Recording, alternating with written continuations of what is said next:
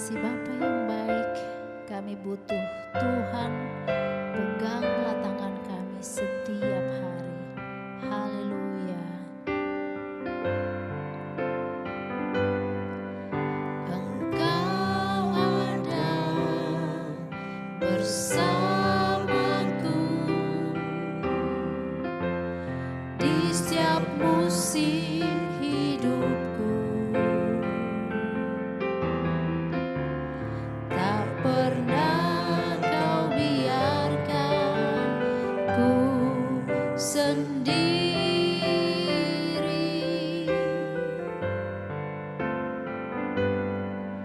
Kekuatan di jiwaku adalah bersamamu. Tak pernah ku ragukan kasih-Mu.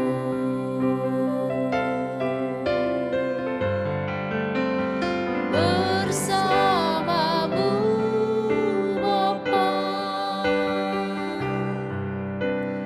ku lewati semua perkenanan-Mu yang teguhkan hatiku. Engkau yang bertindak, memberi pertolongan.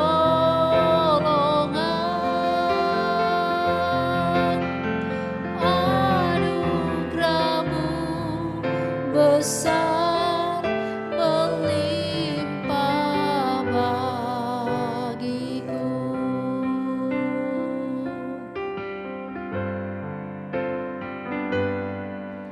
Engkau ada bersamaku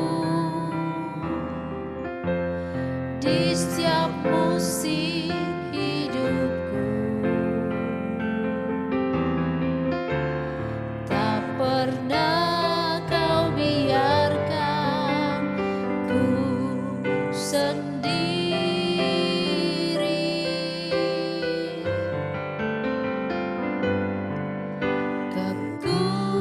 Kekuatan di jiwaku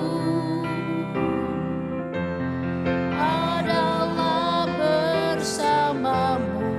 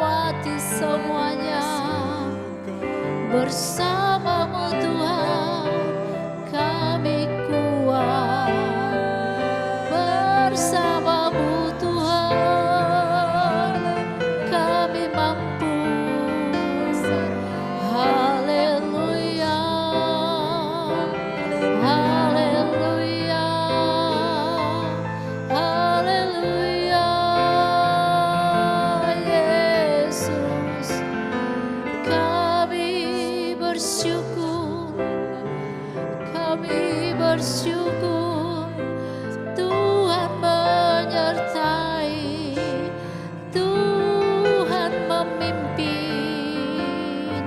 Haleluya, oh glory, segala hormat bagimu, segala puji bagimu Tuhan. Haleluya, haleluya, Yesus. Haleluya, haleluya, terpuji namamu Tuhan. Haleluya, haleluya,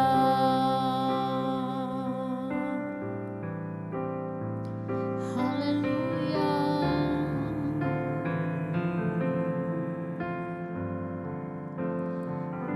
Bersamamu Bapa, ku lewati semua perkenananmu yang teguhkan hatiku. Engkau yang bertindak, memberi pertolongan,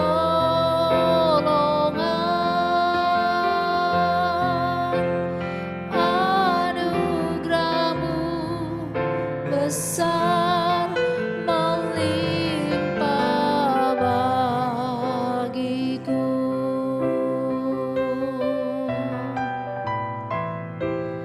Anugerahmu besar melimpah bagiku.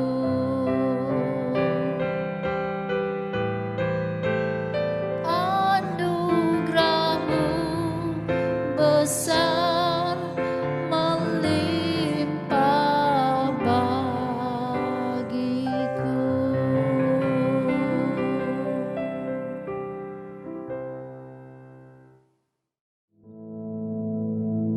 Our Father, which art in heaven, hallowed be thy name. Thy kingdom come, thy will be done in earth as it is in heaven. Give us this day our daily bread, and forgive us our debts, as we forgive our debtors. And lead us not into temptation, but deliver us from evil. For thine is the kingdom, and the power, and the glory, forever. Amen.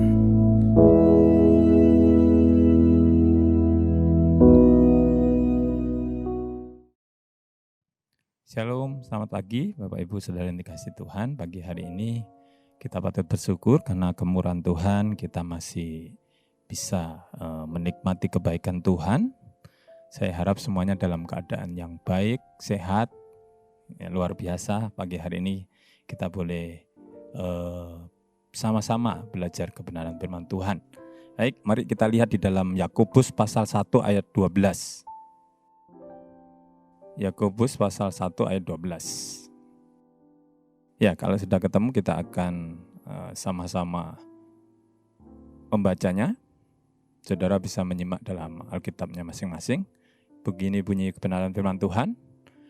Berbahagialah orang yang bertahan dalam pencobaan, sebab apabila ia sudah tahan uji, ia akan menerima mahkota kehidupan yang dijanjikan Allah kepada barang siapa yang mengasihi Dia. Sekali lagi saya akan bacakan. Begini bunyi kebenaran firman Tuhan. Berbahagialah orang yang bertahan dalam pencobaan, sebab apabila ia sudah tahan uji, ia akan menerima mahkota kehidupan yang dijanjikan Allah kepada barang siapa yang mengasihi Dia. Amin. Puji nama Tuhan. Saudara, ketika kita diberi kesempatan Tuhan membuka mata kita pagi hari ini, kita boleh menikmati hari ini. Memang kita tidak tahu ke depannya nanti kita akan mengalami apa. Secara akal kita, pikiran kita nggak tahu. Kita akan menghadapi hal-hal yang seperti apa. Tetapi saya yakin bahwa ketika kita diberi kesempatan Tuhan untuk hidup, masih bisa bernapas, maka ada banyak hal yang bisa kita lakukan. Dan apa yang kita lakukan ini kadangkala memang harapan kita adalah sesuatu yang baik gitu ya. Hidup tanpa persoalan, hidup dengan menikmati berkat-berkat Tuhan yang luar biasa gitu ya. Tetapi ada kalanya pencobaan, permasalahan, sakit, penyakit itu bisa lewat atau mampir dalam hidup kita gitu ya, tanpa kita inginkan. Tidak ada setiap kita yang ingin dalam keadaan sakit, dalam keadaan yang tidak baik, dalam keadaan yang mengalami pencobaan-pencobaan gitu. Tidak ada. Setiap orang pengennya hidupnya baik-baik aja. Hidupnya menyenangkan gitu ya. Karena ketika kita dalam keadaan yang baik-baik, maka sukacita kita itu melimpah gitu ya. Ada sesuatu yang luar biasa gitu ya, terpancar dalam kehidupan kita. Namun memang pencobaan yang datang itu kadang tidak bisa kita prediksi gitu ya. Kita tidak menginginkannya, tiba-tiba datang. Kita tidak pernah memikirkannya, tiba-tiba muncul gitu ya. Bisa dalam pribadi kita, dalam diri kita, bisa melalui mungkin pekerjaan kita, aktivitas kita, atau mungkin juga bisa dalam keluarga kita, istri, pasangan hidup kita mungkin, suami, atau anak-anak kita. Ngalami inilah, itu dan sebagainya. Dan ini merupakan sesuatu yang menjadi beban, yang membuat kita menjadi lemah gitu ya. Yang membuat kita menjadi tawar hati, khawatir, takut dan sebagainya. Cemas. Kenapa? Karena ketika kita menghadapi pencobaan memang itu adalah situasi yang tidak menyenangkan. Situasi yang membuat kita tidak nyaman gitu. Apalagi kalau cobaan yang kita hadapi itu benar-benar sesuatu yang berat menurut kita. Rasanya semangat kita itu sudah hilang gitu ya. Tetapi pagi hari ini saya tidak sedang menyuruh saudara menikmati permasalahan atau cobaan-cobaan yang sedang saudara hadapi. Tapi dengar firman Tuhan dan ingat firman Tuhan pagi hari ini mengatakan bahwa berbahagialah orang yang bertahan dalam pencobaan. Ini yang dikatakan firman Tuhan. Ini yang dikatakan Tuhan dalam kehidupan kita.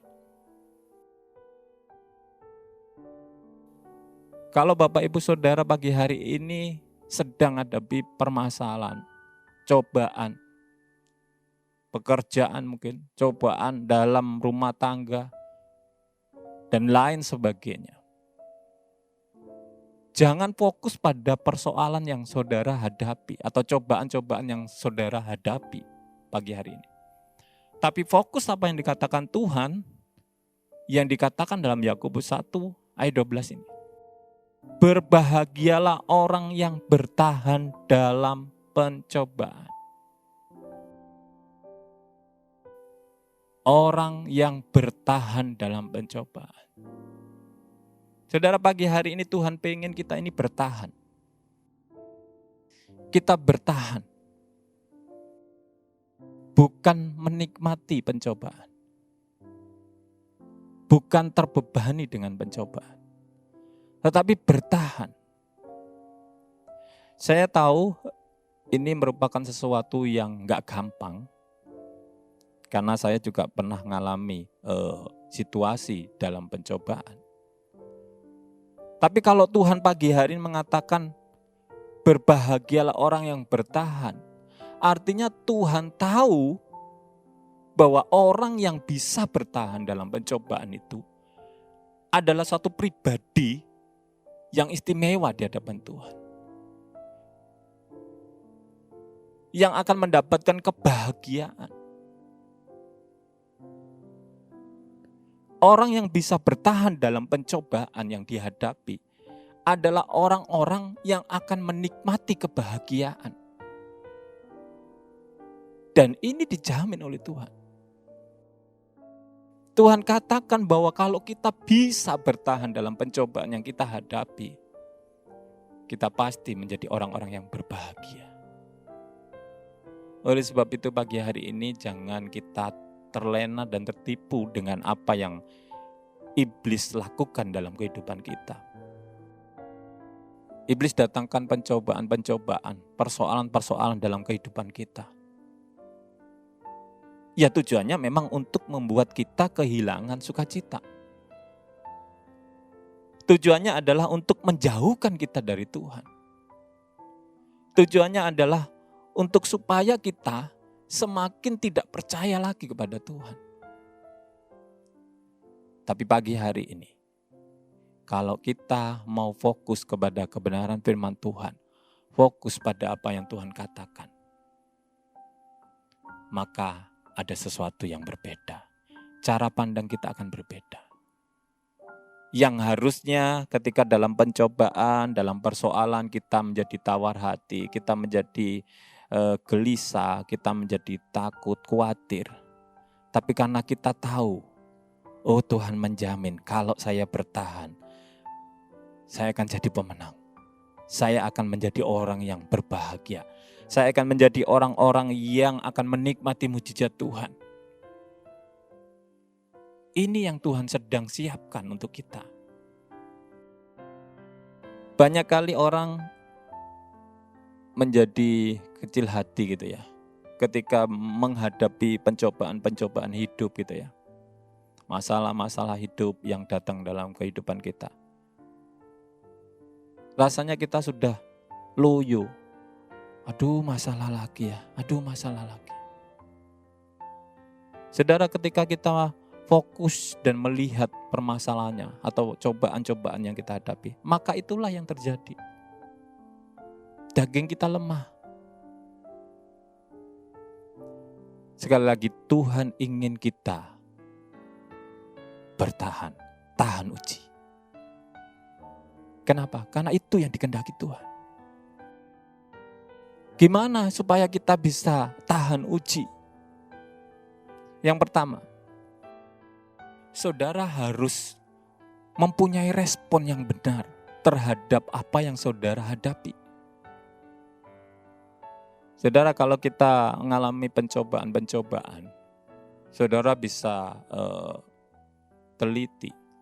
Kenapa ya saya bisa mengalami ini ya? Kenapa ya ada cobaan ini, itu, dan sebagainya. Saudara nanti akan menemukan, oh ternyata ini dari kuasa kegelapan. Oh ini adalah trik iblis.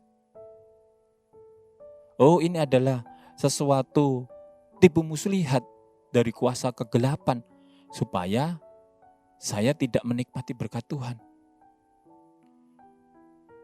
Kalau saudara bisa mengetahui itu, saudara respon dengan respon yang benar, maka saudara tidak akan menyerah. Saudara akan memilih untuk bertahan. Saudara tidak akan membiarkan iblis bisa menang. Dan iblis tidak bisa mencuri sukacita saudara. Saudara akan menjadi pribadi yang bisa tetap bersyukur dalam keadaan apapun. Walaupun menghadapi persoalan, karena saudara meresponi dengan respon yang benar. Oh saya enggak sendiri. Saya memang betul sedang menghadapi pencobaan. Tapi saya enggak sendiri. Ada Tuhan yang bersama saya. Dan saya pasti menang. Itu yang pertama. Yang kedua, apa yang saudara harus lakukan ketika saudara mengalami pencobaan-pencobaan, persoalan-persoalan hidup saudara. Yang kedua adalah saudara harus membentengi hidup saudara dengan firman Tuhan. Memperlengkapi hidup saudara dengan firman Tuhan. Kenapa banyak orang Kristen yang kalah? Kenapa banyak orang Kristen yang tidak bisa bertahan dalam pencobaan-pencobaan? Karena mereka tidak punya benteng firman Tuhan. Tidak membentengi hidupnya dengan firman Tuhan. Mungkin mereka membentengi dengan pengalaman-pengalaman yang mereka dapatkan di dunia ini. Mereka belajar kepada pribadi satu, ke pribadi yang satu lagi. Enggak salah sih kita bisa belajar kepada tokoh-tokoh atau orang-orang yang pernah ditolong Tuhan. Tetapi ada sesuatu yang lebih tepat lagi. Kalau kita bisa memakai firman Tuhan, mengisi firman Tuhan dalam hidup kita, melengkapi hidup kita dengan firman Tuhan, maka itu akan menjadi benteng dalam kehidupan kita. Dan ketika pencobaan-pencobaan itu mulai dilontarkan kepada kita, saudara sudah dapat jawabannya. Saudara tidak perlu takut lagi. Saudara tidak perlu cemas lagi. Saudara bisa memberikan jawab kepada apa yang saudara alami. Misalnya, saudara sedang menghadapi pencobaan dalam keluarga. Mungkin anaknya agak sedikit kreatif gitu ya. Dan saudara dibuat pusing dengan anak saudara. Itu cobaan. Tapi karena saudara tahu firman Tuhan, saudara ngerti firman Tuhan, saudara isi dengan firman Tuhan, maka saudara bisa terhibur. Saudara bisa melakukan sesuatu dengan tenang. Saudara bisa mengambil langkah-langkah yang benar karena firman Tuhan menuntun saudara. Apa yang saudara harus lakukan ketika saudara menghadapi persoalan-persoalan dalam keluarga saudara. Dan yang pasti, kalau saudara melakukan apa yang Tuhan inginkan, saudara akan menemukan jawabannya. Oleh sebab itu, bagaimana supaya kita bisa bertahan dan tetap teguh di dalam menghadapi pencobaan. Yang kedua adalah isi hidup saudara dengan firman Tuhan.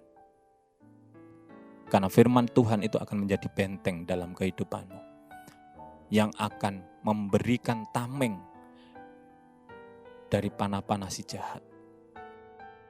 Saudara tidak akan merasa kesakitan karena sudah ada tamengnya. Ada pelapisnya yang melindungi saudara. Itu yang kedua. Yang terakhir saudara. Kalau kita lihat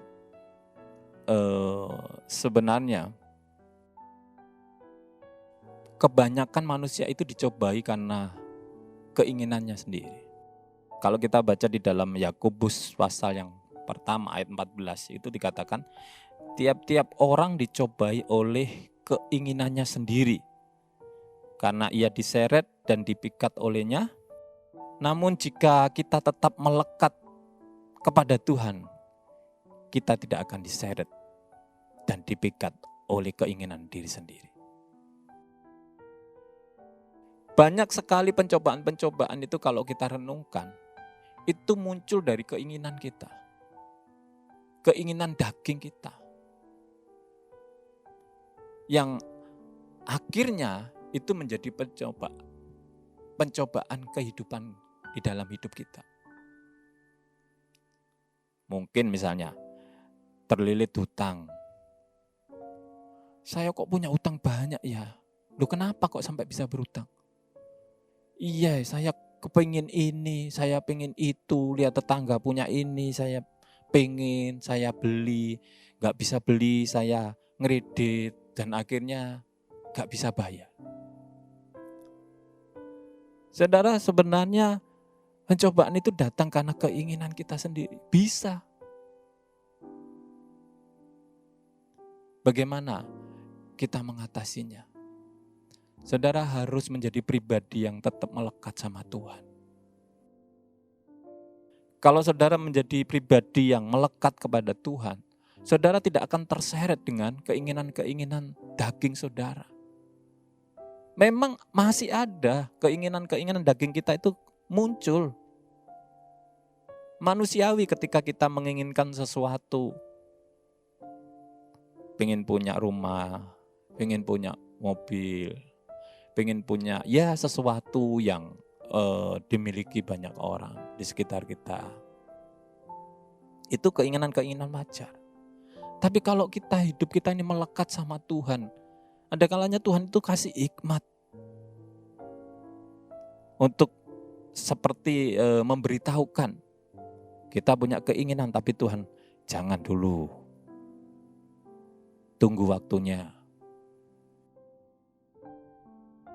Kenapa? Karena Tuhan lebih ngerti. Tuhan lebih tahu. Kalau kita paham dengan apa yang Tuhan katakan, maka kita tidak akan terjebak dalam pencobaan-pencobaan kehidupan kita.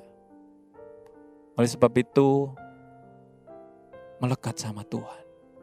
Kalau kehidupan kita melekat sama Tuhan, maka kita akan mengerti akan keinginan Tuhan. Kita akan mengerti rancangan-rancangan Tuhan dalam kehidupan kita. Dan kita tidak terseret dengan keinginan-keinginan kita. Justru sebaliknya, kita menikmati berkat Tuhan. Ketika Tuhan ngomong dan kita lakukan, apa yang terjadi? Saudara akan menikmati berkat yang sesungguhnya. Bukan berkat yang semu. Nah, pagi hari ini, mari kita sama-sama menjadi orang yang tahan uji. Mungkin ada banyak persoalan, pencobaan yang saudara hadapi. Jangan menjadi lemah. Jangan menjadi tawar hati. Jangan khawatir. Kapan ya selesainya masalah ini? Jangan fokus pada persoalan yang saudara sedang hadapi. Tapi fokus dengan apa yang Tuhan mau katakan pagi hari ini. Tuhan katakan, berbahagialah orang yang bertahan dalam pencobaan. Karena orang yang bertahan dalam pencobaan ini adalah orang-orang yang akan menikmati berkat Tuhan. Tuhan akan memberikan kesempatan kepada kita untuk melihat karya Tuhan yang luar biasa terjadi dalam hidup kita. Amin, Bapak Ibu Saudara dikasihi Tuhan. Puji nama Tuhan. Saya yakin ketika kita menjalani kehidupan kita, aktivitas kita sepanjang hari ini, kita akan melihat kemuliaan Tuhan dinyatakan. Puji nama Tuhan. Mari kita sama-sama berdoa. Terima kasih Tuhan, terima kasih.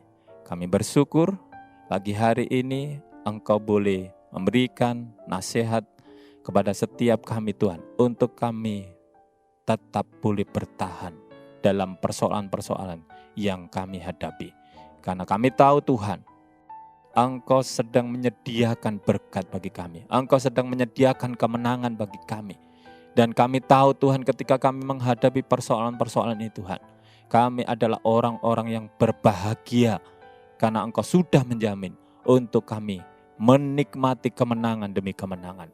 Oleh sebab itu pagi hari ini kami berdoa untuk setiap pribadi-pribadi yang sampai detik ini menghadapi persoalan, pencobaan-pencobaan baik dalam pekerjaan, rumah tangga, ataupun hal-hal yang lainnya. Kami percaya pertolongan Tuhan itu nyata. Pertolongan Tuhan itu akan dinyatakan lebih lagi dalam kehidupan setiap umatnya. Terima kasih Tuhan. Dalam nama Tuhan Yesus kami mengucap syukur.